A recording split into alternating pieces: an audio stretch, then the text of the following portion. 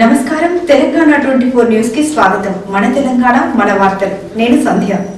రాష్ట్ర ముఖ్యమంత్రి యనమల రేవంత్ రెడ్డి సోమవారం సాయంత్రం కంటోన్మెంట్ నియోజకవర్గంలోని పికెట్లో ఉన్న అంబేద్కర్ విగ్రహం చౌరస్తాలో కార్నర్ మీటింగ్ ఉంటుందని కాంగ్రెస్ పార్టీ నుండి నియోజకవర్గంలో పోటీ చేస్తున్న శ్రీ గణేష్, మహిళా నాయకురాలు వరంగల్ మేయర్ గుండు సుధారాణి, వెంకటేష్, సంఖ్య రవీందర్, పెద్దల నరసింహ, ఆయూబ్ ఖాన్ తదితరులు వెల్లడించారు. ఈ సందర్భంగా వారు మాట్లాడుతూ ముఖ్యమంత్రి రేవంత్ రెడ్డి బిజీ షెడ్యూల్ ఉన్నప్పటికీ కంటోన్మెంట్లో రెండోసారి సమయం కేటాయించడం విశేషమని, ఈ కార్యక్రమాన్ని యూత్ నాయకులు, మహిళా నాయకులు అందరు సభ్యులు చేరుకొని జయప్రదం చేయాలని వారు విజ్ఞప్తి చేశారు. కాంగ్రెస్ నాయకులపై బీఆర్ఎస్, బీజేపీ చేసే విమర్శలు పట్టించుకోనవసరం లేదని, ప్రజలంతా తమ వైపే ఉన్నారని వారు ధీమా వ్యక్తం చేశారు. ఈ మీటింగ్ను విజయవంతం చేయడానికి ప్రజలంతా సహకరించాలని కోరారు. రెండోసారి మన కంటోన్మెంట్కి రానున్నారు. ఈ సందర్భంగా ఈ ప్రెస్ కాన్ఫరెన్స్ ఏర్పాటు చేశాము. కంటోన్మెంట్లో ఉన్న కుటుంబ సభ్యులందరూ రేపు స్ట్రీట్ కార్నర్ మీటింగ్కి పాల్గొనాలని అత్యధిక శాతంగా వారికి ఘన స్వాగతం పలకాలి. రేపు ఒక స్ట్రీట్ కార్నర్ మీటింగ్ని జయప్రదం చేయాలని ప్రతి ఒక్కరిని కోరుకుంటున్నాను. ఇందులో భాగంగా కాంగ్రెస్ నాయకులు, కార్యకర్తలు, యూత్ కాంగ్రెస్ నాయకులు, ఎన్ఎస్యుఐ నాయకులు, మహిళా కాంగ్రెస్ నాయకులు, కార్యకర్తలు అందరూ పాల్గొని దీని రేపటి కార్యక్రమాన్ని జయప్రదం చేయాలి. మనకు ఎంతో సంతోషకరమైన విషయం, మన ఎంపీ గారే మన ముఖ్యమంత్రి గారు. ఆయన ముఖ్యమంత్రి కాగానే 100 రోజులనే చరిత్రలో ఏనాడు జరగని డెవలప్మెంట్, చరిత్రలో ఏనాడు భూ బదలాయింపు లేని విధంగా ముఖ్యమంత్రి గారు చేశారు. మన ఎలివేటెడ్ కారిడార్ శంకుస్థాపన చేయాలంటే సుమారు 200 ఎకరాలు cantonment board land, army land exchange చేసిన ఘనత మన గౌరవ ముఖ్యమంత్రి గారిదే. వారు రాగానే 10 సంవత్సరాల నుంచి కేసీఆర్ గారు చెప్పారు, ఈ రోడ్డు విస్తరణ చేస్తా, స్కై ఓవర్లు, ఫ్లైఓవర్ కడతా, ప్రజలకు ఎన్నో సంవత్సరాల నుంచి ఈ ట్రాఫిక్ సమస్యల నుంచి విముక్తి చేస్తా అన్నారు. కానీ వారు 10 సంవత్సరాల నుంచి చేయని కార్యక్రమం వీరు కేవలం 100 రోజుల్లో చేశారు. వారికి మన మీద ఎంతో ప్రేమ ఉంది, మనకు ఎంతో డెవలప్మెంట్ చేయాలని. మొన్న వచ్చినప్పుడు కూడా మనకు ఇల్లు పట్టాలు ఇస్తా అని చెప్పారు. గతంలో ఒక వారం క్రితం రోడ్ షోకి వచ్చినప్పుడు మనకు నీళ్ళ సమస్య ఉంది, నీళ్ళ సమస్య కూడా తీరుస్తా అన్నారు. కంటోన్మెంట్ బోర్డు ప్రాంతంలో ఉన్న వాళ్ళకి బిల్డింగ్ పర్మిషన్లు కూడా సమస్యలు ఉన్నాయి, ఆ సమస్యలు కూడా పరిష్కారం చేస్తాను. అతి ముఖ్యంగా వారు ఏమన్నారంటే మొత్తం మీద కంటోన్మెంట్ బోర్డు ద్వారా ప్రజలకు అనేక ఇబ్బందులు అవుతుంది. ఏ విధంగా అయితే రాష్ట్ర ప్రజలు, జిహెచ్ఎంసీ ఉన్న లిమిట్స్ ఉన్న ప్రజలందరూ బెనిఫిట్స్ పొందుతున్నారో, పరిపాలన ఉందో, అదే మాదిరిగా ఈ కంటోన్మెంట్ బోర్డు సివిల్ ఏరియాస్ అంతా జిహెచ్ఎంసీలో మెర్జ్ చేసి అదే మాదిరిగా వీళ్ళకి కూడా బెనిఫిట్స్ ఇస్తాం. అదే మాదిరిగా కంటోన్మెంట్ కాన్స్టిట్యుయెన్సీ అనేక సంవత్సరాల నుంచి ప్రజలు ఆశించిన విధంగా డెవలప్మెంట్ జరగలేదు. రోడ్ల సమస్య, మౌర్యుల సమస్య, నీటి సమస్య, మిగతా చాలా సమస్యలు ఉన్నాయి. అన్ని సమస్యలు పరిష్కారం కావాలంటే ఈ కంటోన్మెంట్ బోర్డు మెర్జర్ కావాలి. ఈ కంటోన్మెంట్ బై ఎలక్షన్ లో కూడా కంటోన్మెంట్ నుంచి కాంగ్రెస్ పార్టీ అభ్యర్థిని ప్లస్ ఎంపీని గెలిపిస్తే బాగా డెవలప్మెంట్ అవుతుందని కూడా ప్రజలను కోరుతున్నారు. కావున మీరందరూ వారు వస్తున్నందుకు వారు మన మీద చాలా ప్రేమ చూపించి ముఖ్యమంత్రి హోదాగా 2వ సార్లు మన దగ్గరికి వస్తున్నారు. కాబట్టి మీరందరూ అత్యధిక శాతంలో పాల్గొని ఈ యొక్క స్ట్రీట్ కార్నర్ మీటింగ్ ని బ్రహ్మాండంగా సక్సెస్ చేయాలని ప్రతి ఒక్కరు వేడుకుంటున్నారు.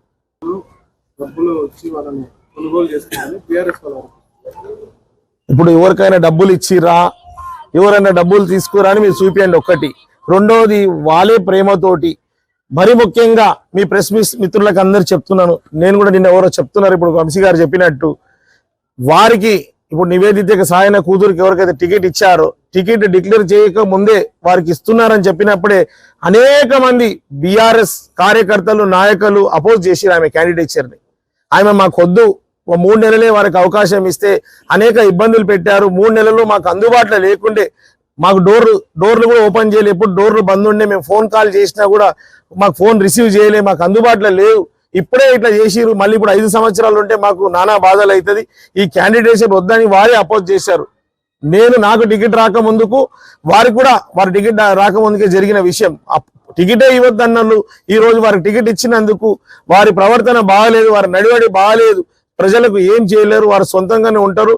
వాళ్ళందరూ ప్రజలకు ఏమైనా చేయాలని నాయకులు ఉన్నవాళ్ళు వీళ్ళు వస్తే మళ్ళీ మంచిది జరగదనే ఉద్దేశంతో కాంగ్రెస్ ప్రభుత్వం మీద, కాంగ్రెస్ పార్టీ మీద నమ్మకంతో, ఇక్కడ క్యాండిడేచర్ మీద నమ్మకంతో అందుతున్న అమలు చేస్తున్న సంక్షేమ పథకాలు ఆకర్షితులై వాళ్ళందరూ జాయిన్ అయినారు. కానీ వారు చేసిన తప్పుని కప్పుపుచ్చుకోవడానికి ఇవన్నీ ఆరోపణలు చేస్తున్నారు.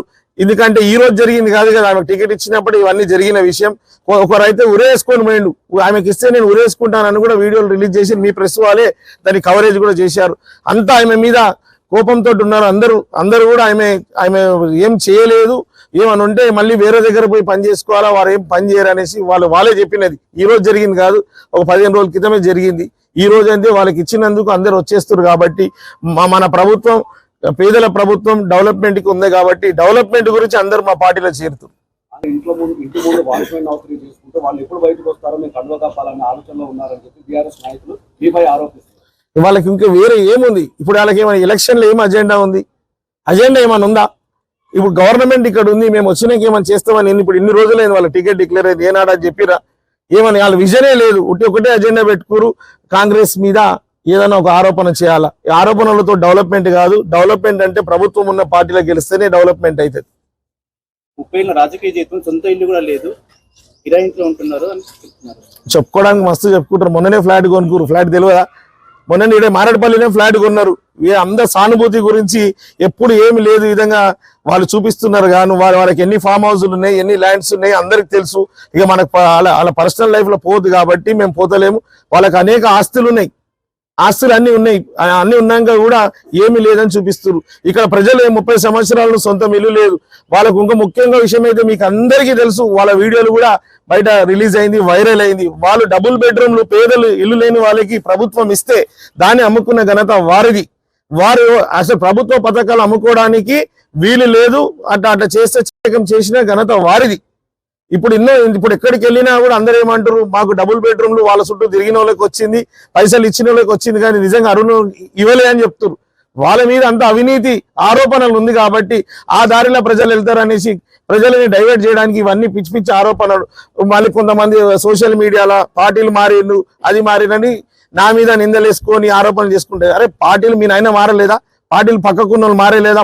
మీ పార్టీలు ఉన్న వాళ్ళు ఎవరు ఎంతమంది మారలేదు? కంటోన్మెంట్ లో ఉన్న లీడర్స్ అంతా పార్టీలు మారారు. అందరు ఎన్ని పార్టీలు ఉన్నారు చూసుకోరు, గెలిచినాకనే మారిపోతారు. పార్టీలు మారినంత మాత్రం తప్పేమూ లేదని కేసీఆర్ చెప్పిండు. కేసీఆర్ గారు ఎన్ని పార్టీలు మారిరు? అందరు పార్టీలు మారినోరే. నేను ఒక్కనే మారినాను కాదు, నేను పార్టీ మారినా కూడా నా స్వలాభం కాదు.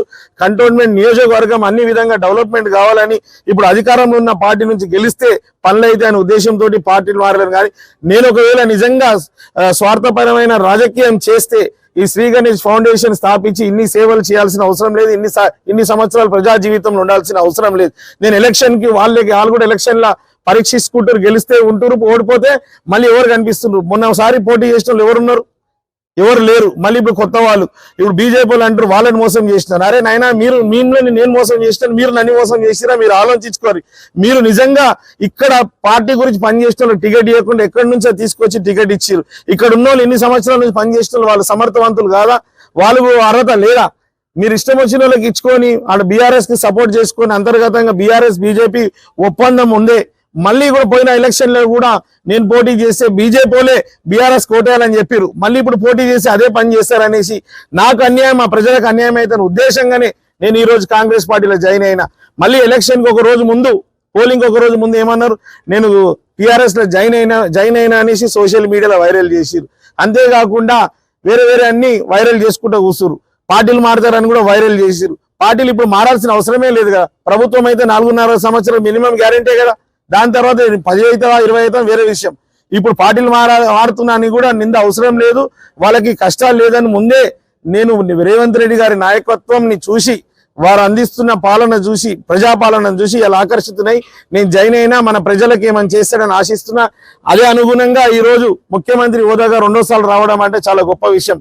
గతంలో కంటోన్మెంట్ ని దత్తకు తీసుకుంటున్న కేసీఆరే కన్ను మెరుగైపోయిండు, ఏనాడు పట్టించుకోలేదు. ఈ రోజు వచ్చి ఆ పార్టీ వాళ్ళు ఎంత అవినీతి చేసిరో మీకు తెలుసు. వాళ్ళు ఒక ఆమె జైల్లో ఉంది. ఇప్పుడు అదే మాదిరిగా పరిస్థితి కూడా ఇక్కడ కూడా చాలా మంది ఎవరైతే డబుల్ బెడ్రూమ్ లో స్కాములు చేసిరో వాళ్ళు కూడా అతి తొందరగా ఖచ్చితంగా జైలు పోతారని మీడియా ద్వారా మీకు అందరికీ హెచ్చరిస్తున్నా. ఇవి న్యూస్ అప్డేట్స్. మరిన్ని అప్డేట్స్ కోసం చూస్తూనే ఉండండి తెలంగాణ 24 న్యూస్.